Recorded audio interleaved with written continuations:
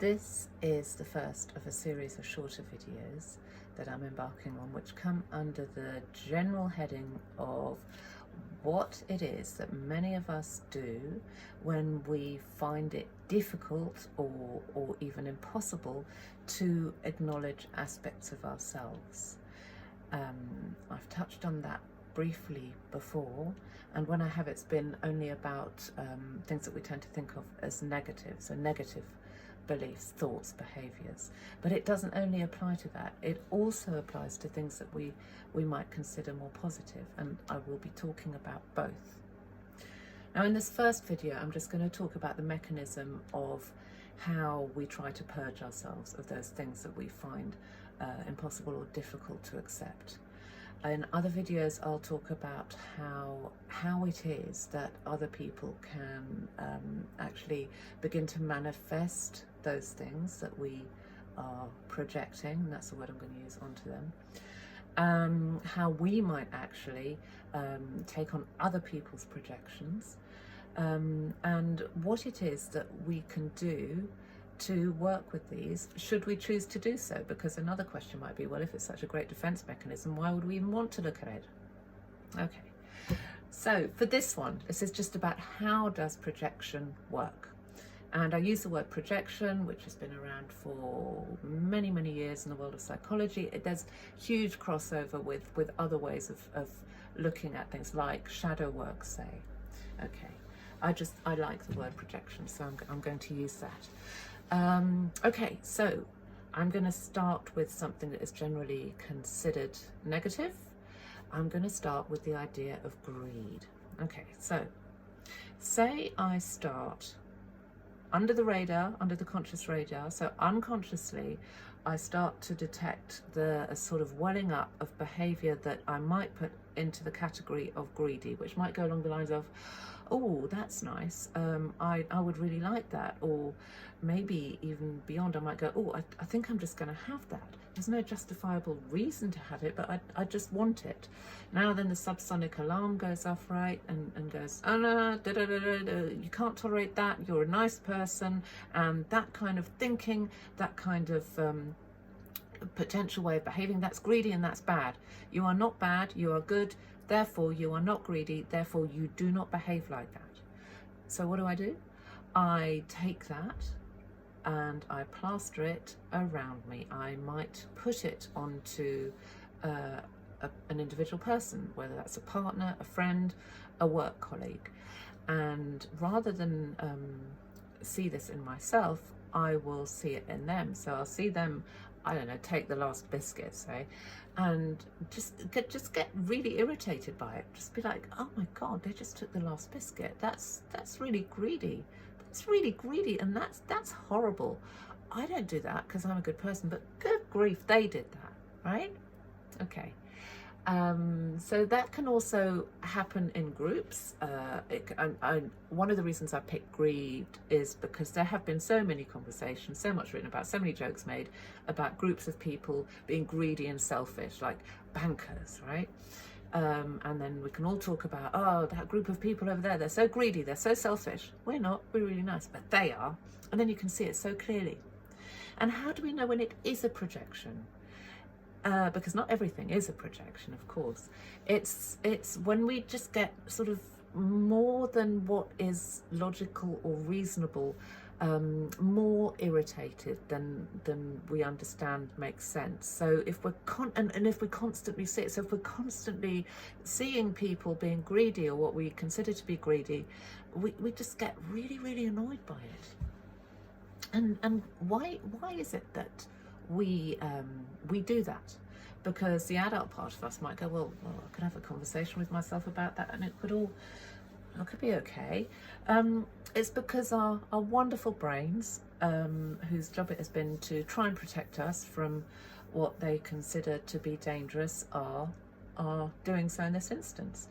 Because the fear is, of course, and fear is often blown way out of proportion to what one might call reality, might be that if I allowed these feelings that I've sort of labelled as fear, and by the way, that label comes from maybe family stories, what we're taught about what's correct behaviour and what's bad behaviour, actually told that saying you want the last biscuit even is greedy and bad. Okay, so we carry those stories within us, and they inform the unconscious that, oh my God, you're acting in a way which we might consider greedy, and if I let this sort of bubble up and manifest, you're going to be out of control. You're not going to just take that last biscuit, you're going to take everybody's biscuits. You're going to be running down the streets grabbing biscuits out of children's hands, right?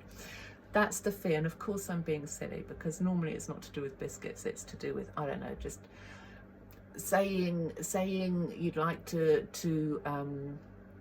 be first here, or yes, you would like to do that, or you do consider yourself you would like this job.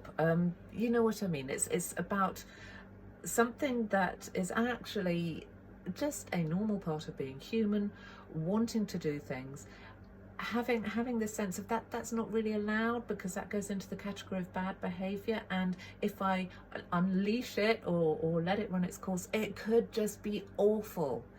And anyway, I'm a good person, so I don't do any of that anyway. Okay, so you can see how that might work. Now, how might that work with positive attributes? Well, it can be quite difficult sometimes to acknowledge that the things we admire in other people might be things that are part of us too. I mean, how many of us find it difficult to contemplate the idea that we might be funny like that person who's really good at being funny over there, or successful like that really successful person over there, or clever or knowledgeable or beautiful or attractive in whatever way, or musical, whatever, all these things that those people out there. And how do you think so many people in the public domain, film stars, musicians, whatever, get so much adoration? I mean, obviously when they're good, then admiration is deserved, but we often put a lot of ourselves, it is actually putting a part of ourselves into them, so they carry all these positive attributes. Another place where it can happen is the teacher, student, leader, follower situation, and those can be wonderful, really healthy relationships, of course they can, but where things can go a little bit out of balance is when we put our wisdom into somebody else, say. So when we just find ourselves really reliant or really in awe of somebody else, to the extent that we could never match up to them. And that's another way that projection can happen. Right, I'm going to stop it here. Hope that's interesting, and I will carry on in another video. Bye for now. Hi. I've come on to carry on thinking about the process of projection, and to think about what happens to the energy that, say, me, I have an inability to recognize something in myself. I project outwards, either onto the world, onto a group, or to another person. What happens to it? It is a form of energy transfer. Where does it go? Well, that's when we start thinking about the process of introjection, when other people can take on projected energy. So I'm going to start by thinking about something that is relatively, in this slightly murky area, relatively easy to identify. And that is one of those emotions and expressions of behavior that is quite often thought of as negative, as something that shouldn't be doing that as a decent person, right? And that is anger.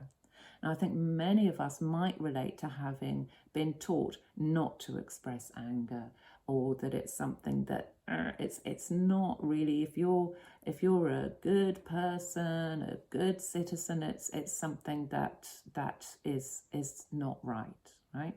So say that's me.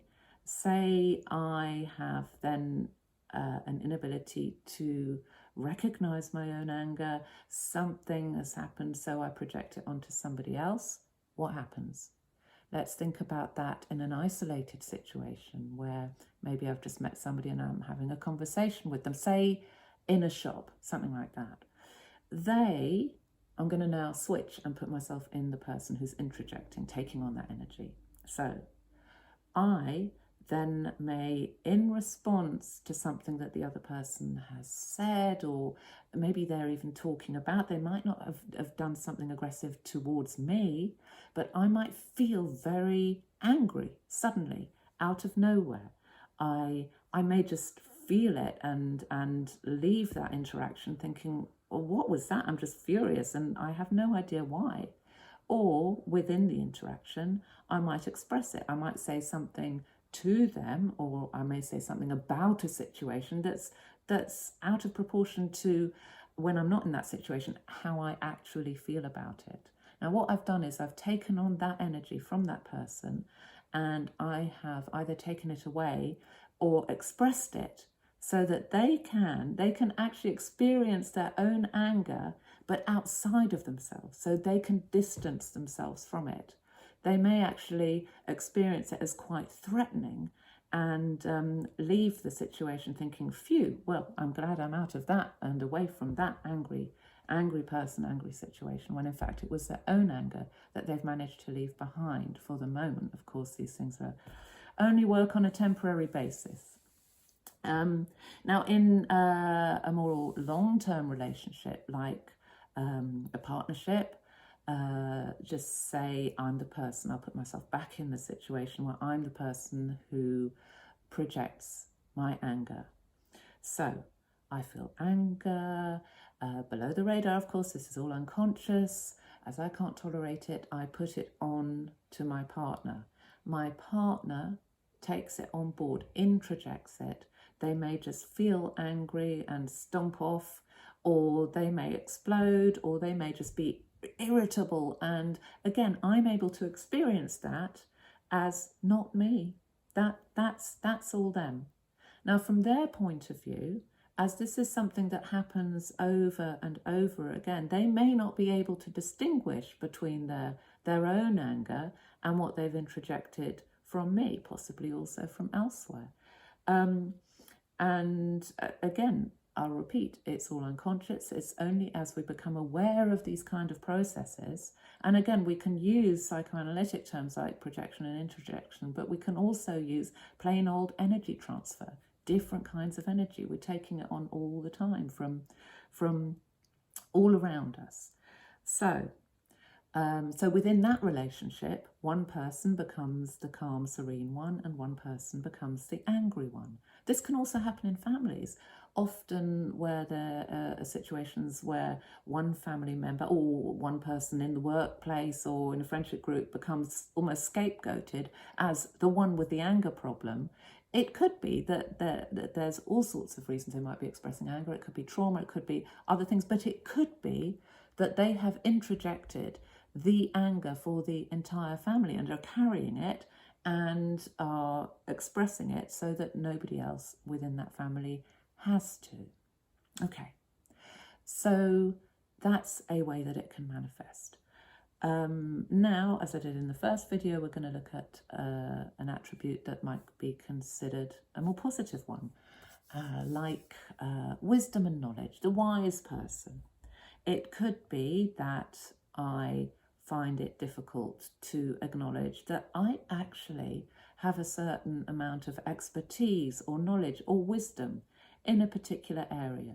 It may be because I've been taught to be modest, to never blow your own trumpet, that's arrogant, and so therefore there's a part of me that thinks, no, I can't think of that about myself, because that's awful, that's really arrogant and awful, so I project it onto somebody else. Within a relationship again, say, the other person introjecting it, they may already be very wise and knowledgeable, but they then carry the wisdom and knowledge for the both of us, and they're the ones that express it. They're the ones that become the go-to person, the person with the answers, and I'm very happy for that to happen on one level at least, because it could be that even though I'm the one projecting, I then feel a sense of resentment for not being the wise one. So these things get complicated, but again, as it happens over time, it can be difficult to recognize within a relationship.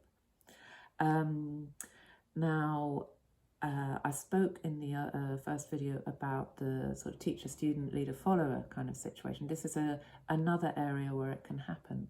And it is something that is perhaps important for people in those positions to be aware of. And we'll go on to talk about that in the next video. So yes, as a student, perhaps I, again, find it difficult to acknowledge my own wisdom. I project that onto my teacher of choice, and that teacher or leader of choice introjects it. They're already in that position, right, of teacher or leader. They're already in a place where they are able to act out of a sense of their own wisdom or knowledge in whatever area it is. But they may also then introject mine. How might somebody who's in that kind of position, and I'm also then thinking about a sort of healer and client situation, I might recognize it if I suddenly feel a sense of real empowerment, be above and beyond what I'm used to. If I suddenly feel like I'm really able, I'm the only person that can help this person, and I can do it, and it doesn't feel quite real. It feels a little bit dreamlike.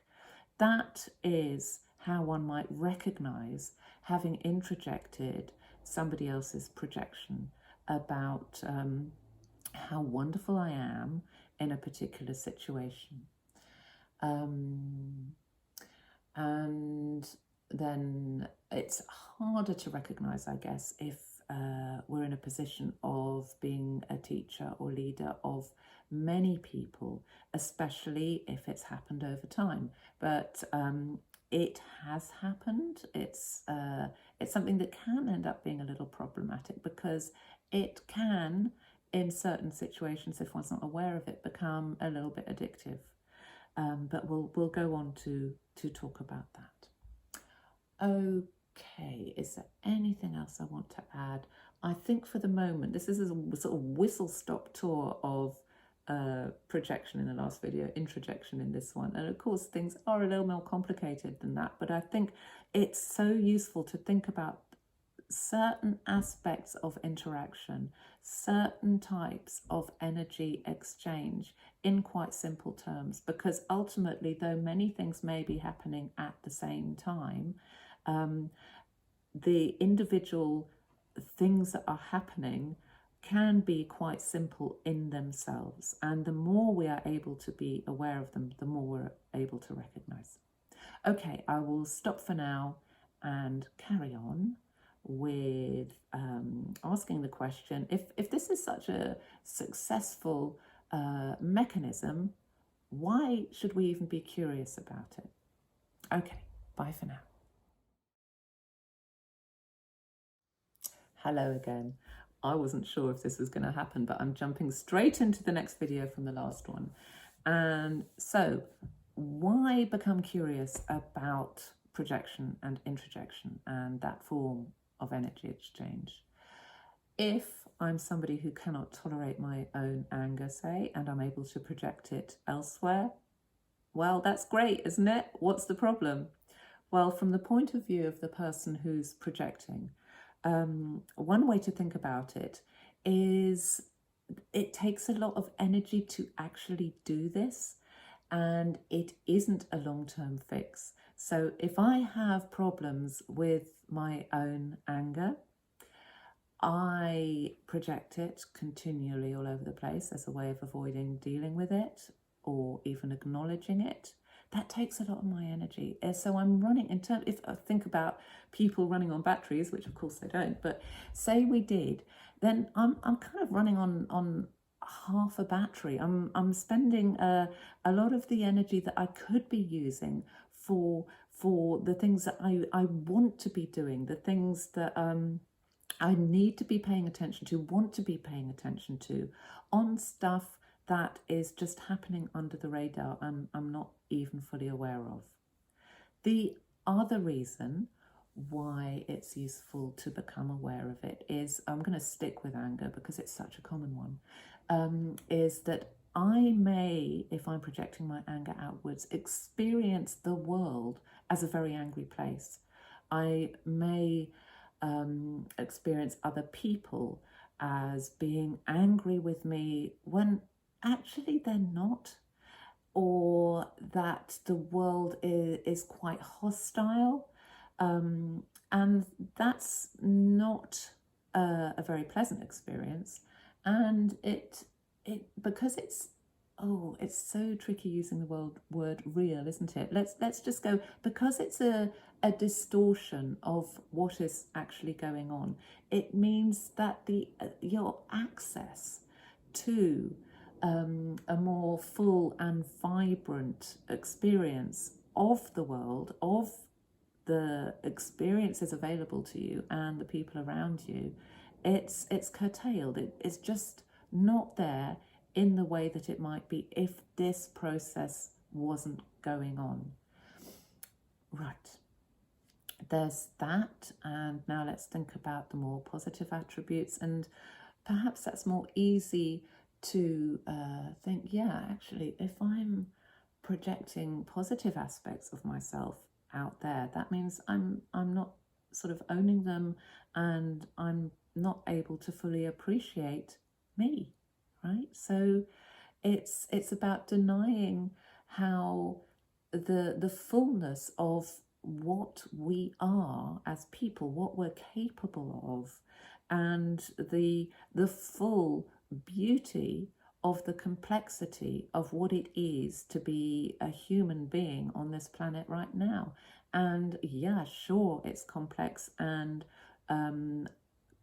confronting's the wrong word, but getting to know the aspects of us that are more shadowy, they are absolutely in the shade. That's why I love the term shadow work. If we find it too scary to do our shadow work, it also means that our foundations, if you like, are a little bit shaky,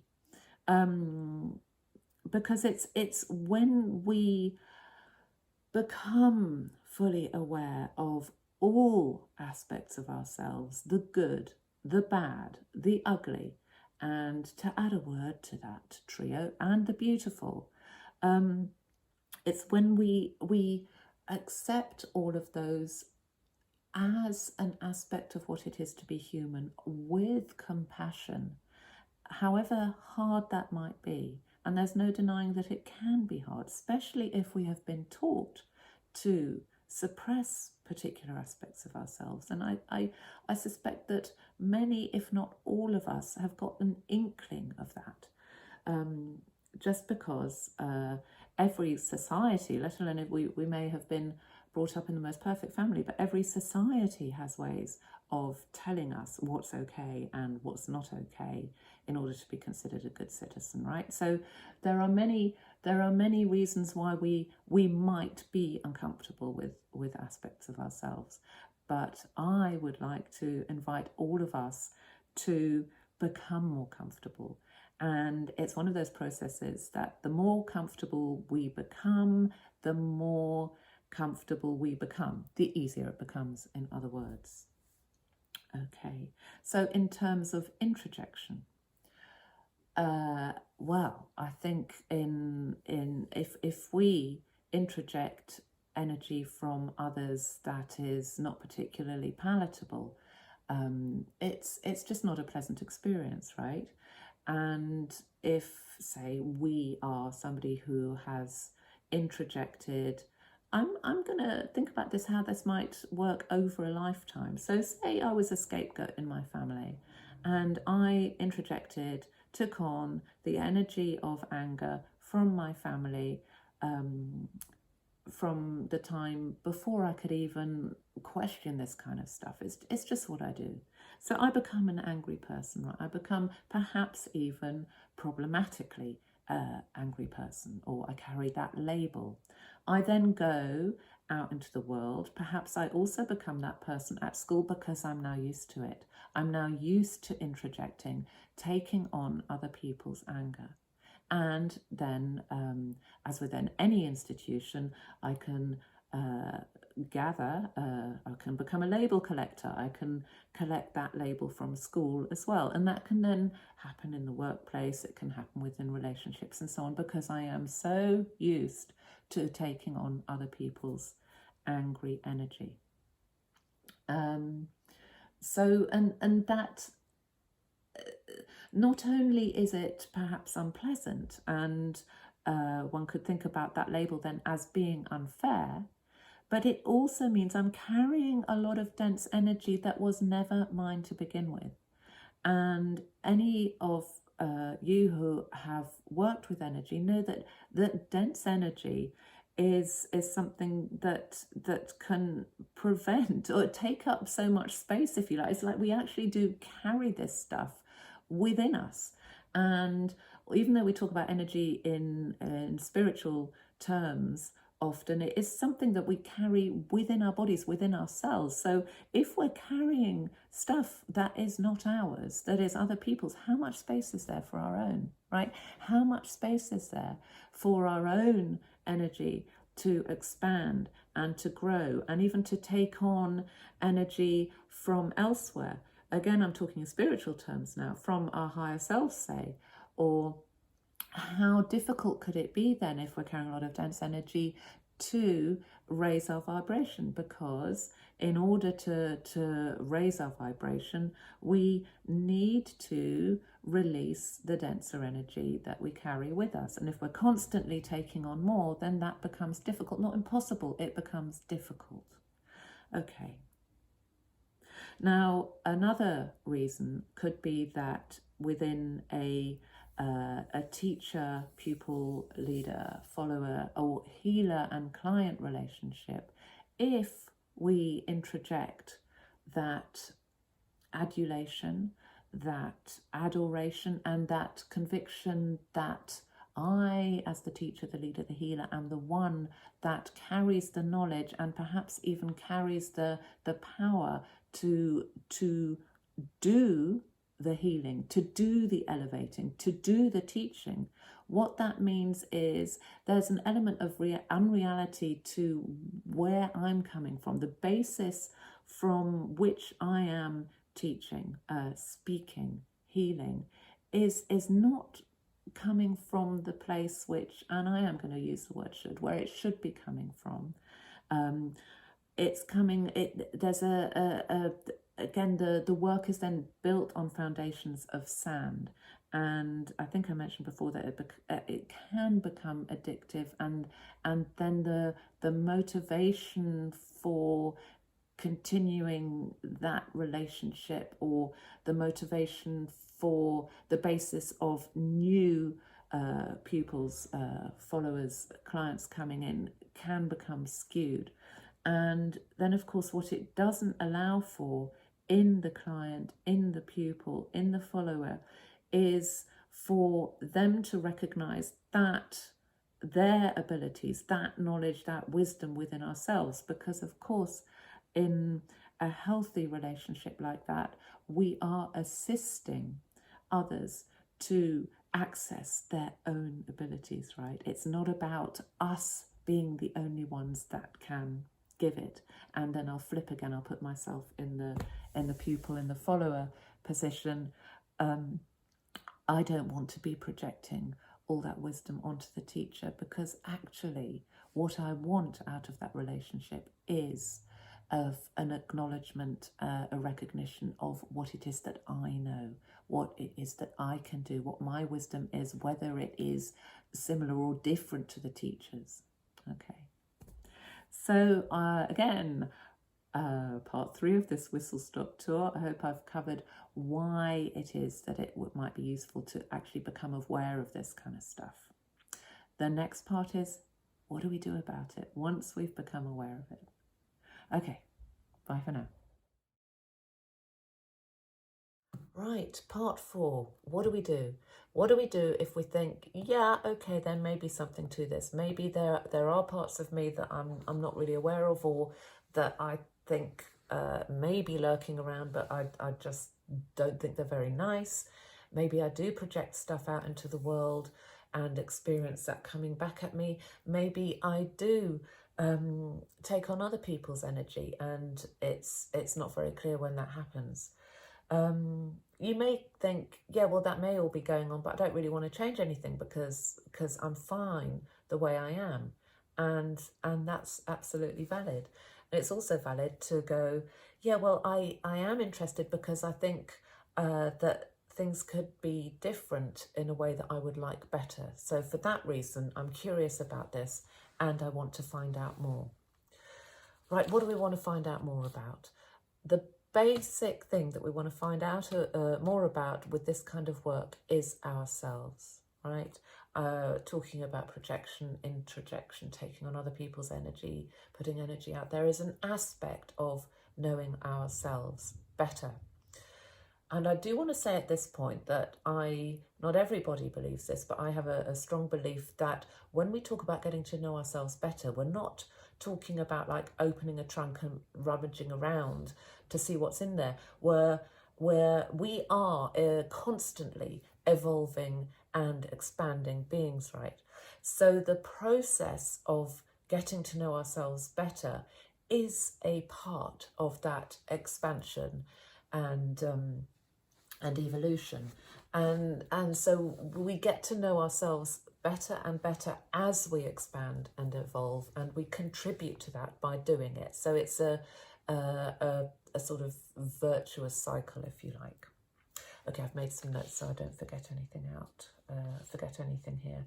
Right, and really important is to, as far as possible, it isn't always, is to maintain, take a position and maintain a position of neutrality when going through any kind of process that is pretty much embarking on a voyage into uncharted territory, right? We don't know what we're going to find, and we enter with open curiosity. And taking a position of neutrality means not, as I used to think, not caring about things.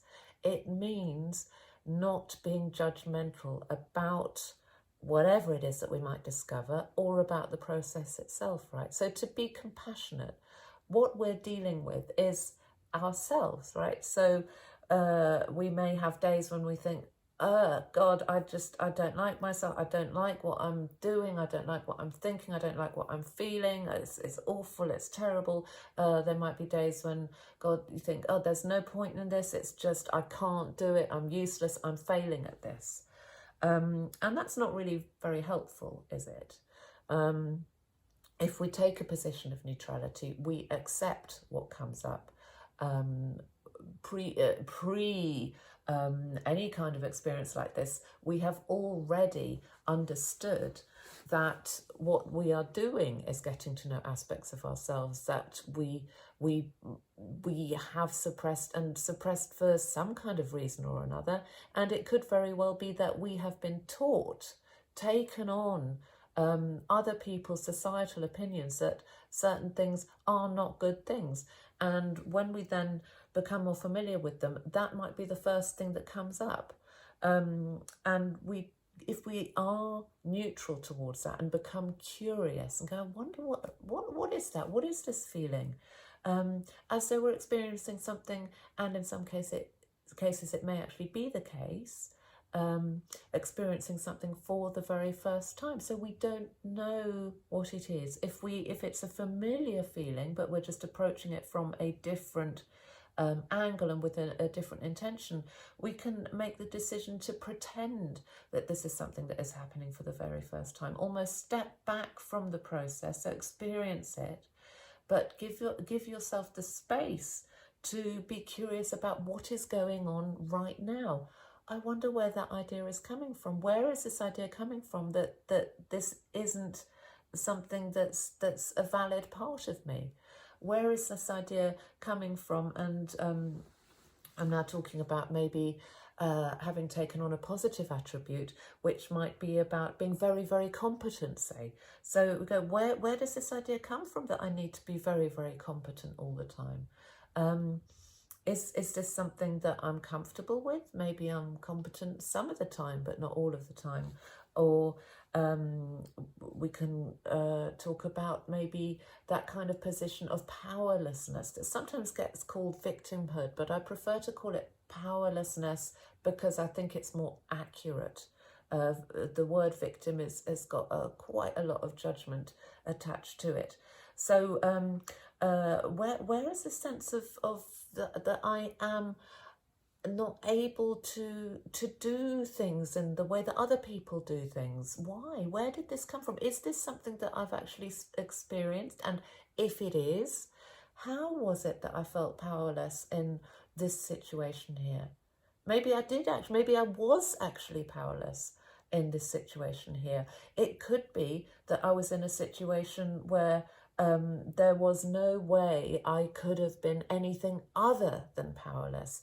But is this something that I've taken on? Is this something that I've kind of internalized to the point that I can't think of myself in any other way? You know, these kind of questions, this is the kind of curiosity that leads us to greater knowledge about who we are. And there's something also about letting the process unfold. This is very unlikely something that will be like a great big curtain parting and suddenly the entirety of who we are is revealed to us within 38 seconds. I don't know why I said 38, but any number. This is a process. And for anybody who might feel nervous about embarking on the kind of self-exploration that might reveal things that we have up until now thought of as not very savoury, I am so certain that we are given information, experiences, revelations, whatever you want to call them, in the time and in the way that we are able to manage.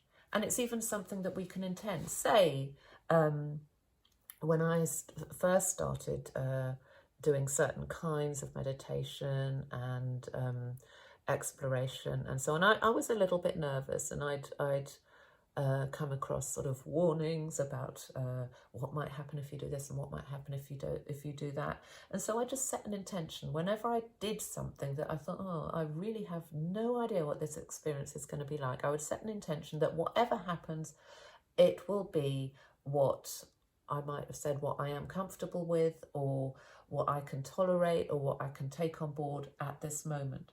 Remember, our intentions are so powerful. Our intention to be curious is very likely to bring stuff to our attention that we might not have noticed previously. Our intention to change things in ways that we want to change them is very likely to bring about change. And our intention to trust in the fact that whatever we do, we will be able to tolerate what comes up is also something that is very powerful.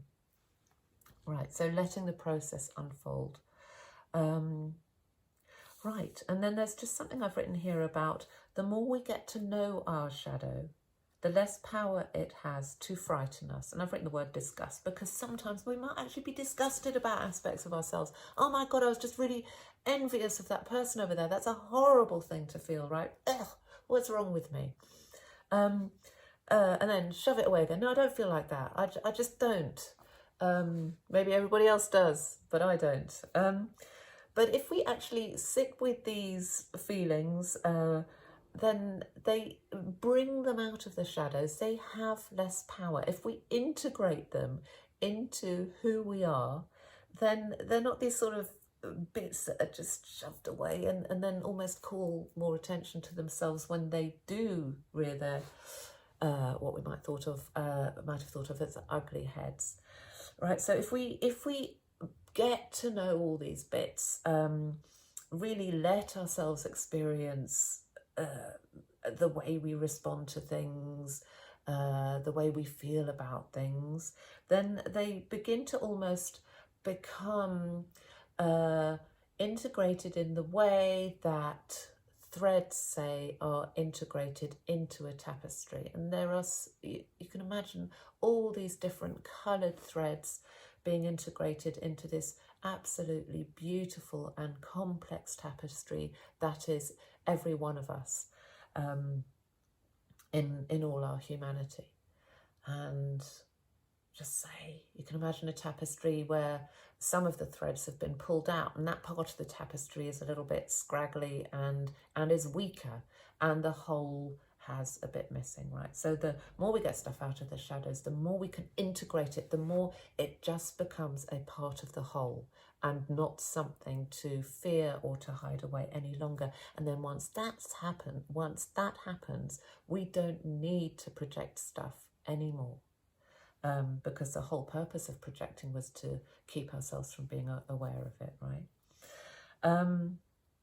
By the same token, introjection, or taking on other people's energy, the stronger we are in our own identity, I am repeating myself, I know, the more quickly we are able to recognize when we are taking on other people's energies. That's one part of it, and to say to ourselves, no, that isn't mine, I don't need it. So either sort of off into the universe or back to sender, whatever, or even be aware while something is happening and to choose not to introject it. So there may be people around us who are projecting all over the place, but it just passes us right by. We don't offer the space to take on that energy anymore in the first place.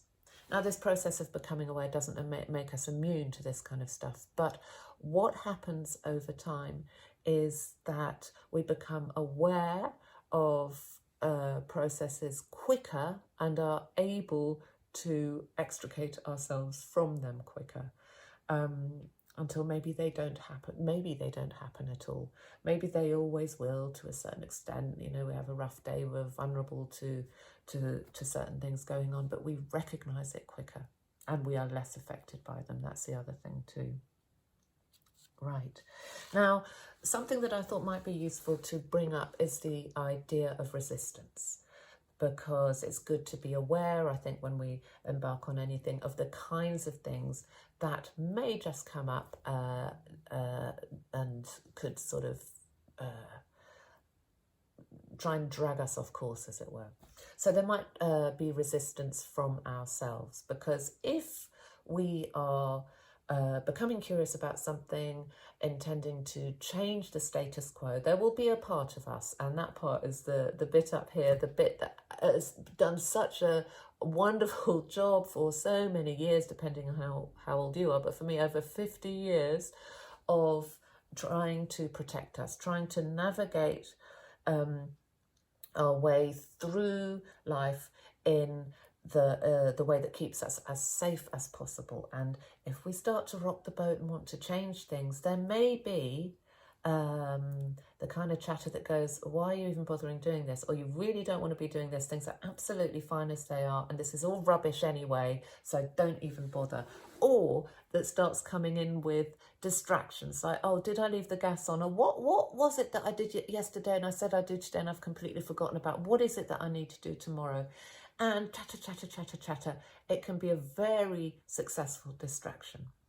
And what we can do about that, or what I have found to be successful, and I hope it will be useful to some of you, whether you embark on this particular process or not, is to let that chatter just carry on chattering, but not to engage with it. So it can be like the tweeting of birds that just gets carried on the breeze right past us. And we can even be grateful and say internally, well, thank you very much, I get what you're doing here, but it's okay, we're absolutely fine. We're sort of inhabiting our bodies fully, we're not totally in our heads right now, and this is absolutely fine. So there's that kind of resistance. There may also be external resistance if there has been a ongoing sort of projection and introjection pattern going on in a relationship, and one of those people, so say it's me, becomes curious and starts thinking, hang on a minute, why actually, you know, if I've taken on a projection, say, why am I in this relationship the one who is, say, always wrong? Why am I the one that's always wrong? Am I actually always wrong? Hang on a minute. And have I, I'll add a projection here, have I projected onto you, my partner, all my competence? What's going on here? Now, it could be that your partner or my partner is perfectly happy with the way things are working. And if I start to become curious, not even if I consciously decide to change anything, there might be some resistance there. And that can be tricky to navigate. Because, of course, what I didn't say earlier is that just because we become aware of things, it doesn't mean that we have to immediately change the way we behave to everybody around us. We can do if we want to, but we don't have to. Becoming aware can shift things internally so that we don't have to make huge changes in our behaviour, which might feel difficult, or other people might find confusing at first. And so that's something we've got total control over, haven't we? We can change how we speak to other people or behave with other people as and when we want to. I don't know if I missed out a word there. We can change our behaviour as and when we want to. But it's even the sort of dawning awareness of something that may be going on can elicit some kind of resistance within a relationship. Or you can imagine if, say, I'm a person within a group or a family who has taken on, we'll go back to what I used in an earlier video, the example of anger, the anger of other people within that group or family, and I start to resist that, even if it starts off internally and I don't show any outward changes of behaviour, there might be a kind of push from the other people to keep that going. So it's just useful to be aware of that, because if it happens, you're probably not imagining it. It's if there's a process that goes on that affects other people, they do not have to be on board with what you're doing. If they are, if it's something you can talk to other people about, then that's fantastic. And if it isn't, then that's just something to be aware of. Right, so I've talked about some of these processes and how can we go about those. Well, there's work we can do on ourselves, and becoming curious is one of the most important steps of anything. Having the intention to follow that curiosity up with, I was about to say with action, but that I'm going to backtrack. Just to stick with that curiosity and have the intention to be open to receive whatever information, whatever awareness, whatever experience comes up. Right? That is the most important thing. And one can do a lot of this work alone by sitting in a meditative state, perhaps, or a state of stillness, and simply asking, saying, what is it that I need to be aware of right now? What is it that would be really helpful for me to know about me that I don't yet know? And see what comes up. That can be also something that you could do in the form of journaling. Write the questions down and write the answers. A whole load of nonsense may come out, but carry on writing, carry on writing. There's something about journaling that can access a part of our awareness that may not be as easily accessed in other ways. There are online journaling prompts that can be really useful. There are online journaling prompts that you can find to do with shadow work. And then there is, of course, working with people, working one-on-one with somebody, or becoming part of a group that has a focus on a particular kind of self-exploration. There are a number of different ways, but curiosity is the first step. And I hesitate at recommending any particular one method because we all have ways of doing things that suit us and that may also change over time. Or we may want to do 2 or 3 things at once. It doesn't really matter what the thing is. It just needs to feel comfortable. It needs to feel safe enough. And it could be that we embark on something and get to a point where we think, oh yeah, I'm feeling a little bit dodgy here and I want a bit of help. And at that point, ask for some help, have a session with somebody. Something I do want to add about working with other people, and it is stating the obvious. I'm sure it's not news to any of you, but I think it is useful for all of us to be reminded of this periodically, and that is that nobody can do this work for you. Those of us who are guides in whatever form, so whether we're mentors, whether we're healers, whether we can offer a reading that might reveal some information, all of it, whether it's long-term or short-term, is a process of assisting you, or I should say, that kind of position of leader, teacher, helper, healer, what they are there to do is to assist us in doing the work that we want to be doing, or perhaps that we feel that we need to be doing in order to get where we are. And there are times, especially when we're feeling vulnerable, when we might desire that somebody fixes us, right? And that that sort of childlike, and we all carry childlike wishes within us, right? That childlike wish for somebody else to fix something can be fueled by the kind of advertising that we're bombarded with, especially if we start to look in that kind of area. And I always hesitate if I see any kind of advertising that seems to promise a magical result. Every bit of help that comes along, every bit of help that we ask for and accept is help in navigating a certain step along a journey.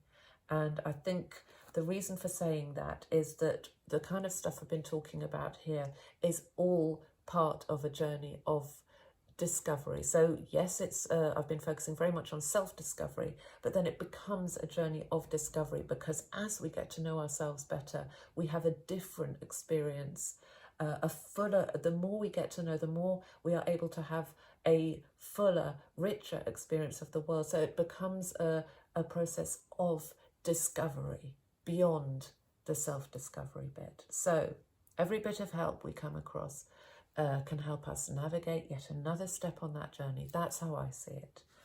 You don't have to agree with me, but for what it's worth, I thought I would share it. Whew, right, that was quite a long time of talking. I do hope that this has been of some help and has been interesting. Thank you for listening, and bye for now.